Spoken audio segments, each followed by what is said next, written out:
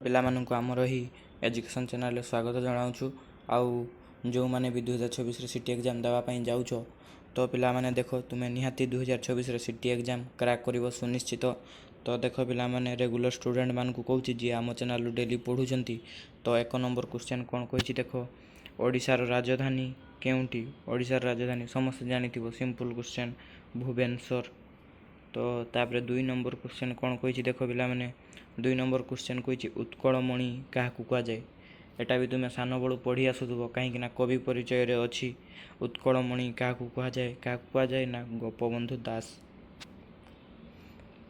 3 number ଦେଖ ପିଲାମାନେ, 3 number କହିଛି ପାଣିର ରାସାୟନିକ ସୂତ୍ର କ'ଣ? ସମସ୍ତେ ଜାଣିଥିବ, ଭୌତିକ ବିଜ୍ଞାନର ପାଠଟି ନବମ କ୍ଲାସ୍ରେ ବି ଅଛି, ଅଷ୍ଟମ କ୍ଲାସ୍ରେ ବି ଅଛି। ତ ଦେଖ, ପାଣିର ରାସାୟନିକ ହେଉଛି, ସମସ୍ତେ ଜାଣିଥିବ, ରାସାୟନିକ ପ୍ରତିକ୍ରିୟା ହେଉଛି H2O, ଯେଉଁଟାକି ଅପସନ୍ ସି। ତ ତୁମେ ଭାବୁଥିବ ସାର୍ ତ ଆମକୁ ଏଇଆ ବହୁତ ସିମ୍ପଲ୍ ଲାଗୁଛି, ସିମ୍ପଲ୍ କ୍ୱେଶ୍ଚନ୍, ବହୁତ ସାଧା କ୍ୱେଶ୍ଚନ୍, ଏଇଆ କ'ଣ ସିଟିରେ ପଡ଼ିବ? ତ ପିଲାମାନେ ଦେଖ, ଏଇକା ହିଁ ସିଟିରେ ପଡ଼ିବ, କାହିଁକିନା ବେଶୀ କଷ୍ଟକର ପଡ଼େ ନାହିଁ। ତୁମେ କଷ୍ଟକର ପଢ଼, କଷ୍ଟକର ୱାର୍ଡ଼ ପଢ଼, କଷ୍ଟକର ଜାଣ, ଦୁନିଆ କ୍ୱେଶ୍ଚନ୍ ଜାଣ, ତ ସେଇଆ କିଛି ପଡ଼ିନଥାଏ। ଯେତେ ସବୁ ବେସିକ୍ ଜିନିଷ ହିଁ ପଡ଼େ। କଷ୍ଟିଆ ତୁମେ ବେକାରଟାରେ ଟେଷ୍ଟ ପେପର୍ କିଣି ଆଣ, ଟେଷ୍ଟ ପେପରରୁ ପଢ଼, ତ ଟେଷ୍ଟ ପେପରରୁ କିଛି ପଡ଼େ ନାହିଁ। ତ ଟେଷ୍ଟ ପେପର୍ ଆଣ, ରିଜନିଂ ପଢ଼, ରିଜନିଂ କିଛି ପଡ଼େ କଷ୍ଟିଆ, ନହେଲେ ଯେତେ ସବୁ ଆଉ କ୍ୱେଶ୍ଚନ୍ ରହିଲା ସବୁ ସିମ୍ପଲ୍ ବେସିକ୍ କ୍ୱେଶ୍ଚନ୍ ହିଁ ପଡ଼େ। ତ ଆମ ଚ୍ୟାନେଲରେ ଯିଏ ବି ଦେଖୁଛ ଡେଲି ଭିଡ଼ିଓ, ତ ତୁମେ ନିହାତି 2026 ସିଟି ଏକ୍ଜାମ୍ କ୍ରାକ୍ କରିବ। ଆଉ ଯେତେ ସବୁ ନୂଆ ପିଲା ଆସିଛ, ଆମ ଚ୍ୟାନେଲକୁ ଯଦି ସବସ୍କ୍ରାଇବ୍ କରିନ, ସବସ୍କ୍ରାଇବ୍ କରିକି ବେଲ୍ ନୋଟିଫିକେସନ୍ ଅନ୍ କରିଦିଅ। ଦେଖ 4 ନମ୍ବର କ'ଣ କହିଛି, ମାନବ ଶରୀରରେ କେତୋଟି ହାଡ଼ ଥାଏ? ମାନବ ଶରୀରରେ 206ଟି ହାଡ଼ ଥାଏ, ଅପସନ୍ ବି। 5 ନମ୍ବର ଦେଖ, 5 ନମ୍ବର କହିଛି ଭାରତର ସମ୍ବିଧାନର ପିତା କିଏ? ସମସ୍ତେ ଜାଣିଥିବ, ଭାରତର ସମ୍ବିଧାନର ପିତା ହେଉଛନ୍ତି ଡକ୍ଟର B.R. ଆମ୍ବେଦକର। ସେମିତି 6 ନମ୍ବର ଦେଖ, 6 ନମ୍ବର କହିଛି ଚିଲିକା ହ୍ରଦ କେଉଁ ଜିଲ୍ଲାରେ ଅବସ୍ଥିତ? ଚିଲିକା ହ୍ରଦ ସମସ୍ତେ ଜାଣିଥିବ, ପୁରୀ ଜିଲ୍ଲାରେ ଅବସ୍ଥିତ।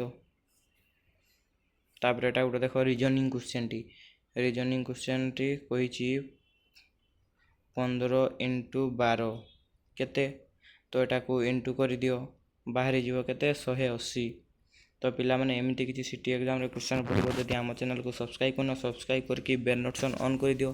ଏମିତି ରେଗୁଲାର କ୍ୱେଶ୍ଚନ୍ ଆସୁଥିବ। ଆଉ ଯଦି ଏଇ କ୍ୱେଶ୍ଚନ୍ ଗୁଡ଼ିକ ପାଇବ, ଏକ ତ ନୋଟ୍ କରିଦିଅ, ନହେଲେ ଆମ ଟେଲିଗ୍ରାମ ଚ୍ୟାନେଲରେ ଜଏନ୍ ହେଇଯାଉ, ଆମେ ସେଠି ଏଇ PDF ଗୁଡ଼ିକ ସେଣ୍ଡ କରିଦେବୁ। 8 ନମ୍ବର ଦେଖ, 144ର ବର୍ଗମୂଳ କେତେ? ସମସ୍ତେ ଜାଣିଥିବ, 12ର ସ୍କୋୟାର 144, 144। ତ ୟାର ସଠିକ୍ ଆନ୍ସର୍ ହେବ C, 12।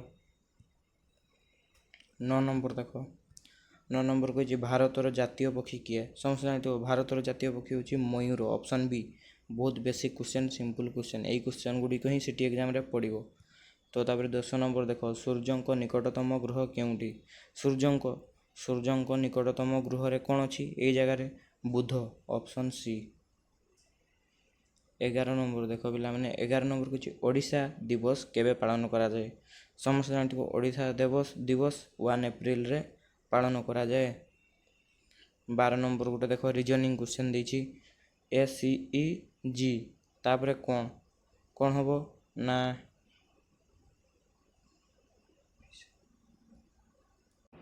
ତ ଦେଖ ପିଲାମାନେ ୟାର ଆନ୍ସର୍ ହେବ I, G ପରେ I କେମିତି ହେବ ଦେଖ, A ପରେ କ'ଣ? B, ଏଇଠି Bଟା ଅଛି କି ନାହିଁ? Cଟା ଅଛି। ସେମିତି G, ତାପରେ କ'ଣ? H, ଏଇଠି I, G ଅଛି, Hଟାକୁ ଛାଡ଼ିଦିଅ, Iଟା ଲେଖିବ। ତ ଅପସନ୍ B, I। ଜାଣିପାରିଲ କେମିତି ହେଲା? ତାପରେ ଦେଖ 13 ନମ୍ବର, ଭାରତର ପ୍ରଥମ ରାଷ୍ଟ୍ରପତି କିଏ? ସମସ୍ତେ ଜାଣିଥିବ, ସିମ୍ପଲ୍ କ୍ୱେଶ୍ଚନ୍, ଭାରତର ପ୍ରଥମ ରାଷ୍ଟ୍ରପତି ହେଉଛନ୍ତି ଡକ୍ଟର ରାଜେନ୍ଦ୍ର ପ୍ରସାଦ। 14 ନମ୍ବର ଦେଖ, 14 ନମ୍ବର ବି ଗୋଟେ ରିଜନିଂ କ୍ୱେଶ୍ଚନ୍ ଦେଇଛି, 2, 4, 8, 16 ତାପରେ କେତେ ହେବ?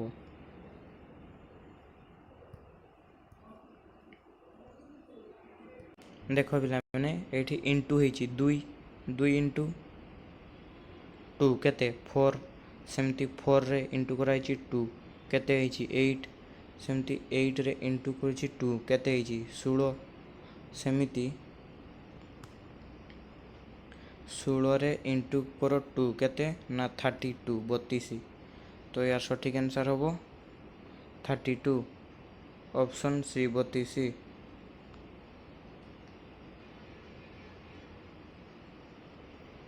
15 ନମ୍ବର ଦେଖ ପିଲାମାନେ ଏବଂ ଆଜିକାର ଲାଷ୍ଟ କ୍ୱେଶ୍ଚନ୍ ପୁଣି ଦେଖା ହେବ ନେକ୍ସଟ ଭିଡ଼ିଓରେ।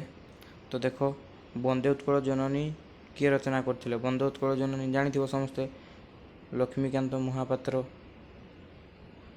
ଯାହାର ଅପସନ୍ ବି। ତ ପିଲାମାନେ ଦେଖ ଏମିତିକା ରେଗୁଲାର ଭିଡ଼ିଓ ଆସୁଥିବ। ଯେଉଁମାନେ ବି ରେଗୁଲାର ଷ୍ଟୁଡ଼େଣ୍ଟ ତୁମେ ନିହାତି 2026ରେ ସିଟି ଏକ୍ଜାମ୍ କ୍ରାକ୍ କରିବ। ଆଉ ଯେଉଁମାନେ ନୂଆ ପିଲା ଦେଖୁଛ ତ ଆମ ଚ୍ୟାନେଲକୁ ସବସ୍କ୍ରାଇବ୍ କର, ବେଲ୍ ନୋଟିଫିକେସନ୍ ଅନ୍ କରିଦିଅ, କାହିଁକିନା ଏମିତିକା ରେଗୁଲାର ଭିଡ଼ିଓ ଆସୁଥିବ। ତ ପୁଣି ଦେଖା ହେବ ନେକ୍ସଟ ଭିଡ଼ିଓରେ। ପୁଣି କାଲି ବି ଆମେ ନେଇକି ଆସିବୁ ଏମିତି କିଛି କ୍ୱେଶ୍ଚନ୍।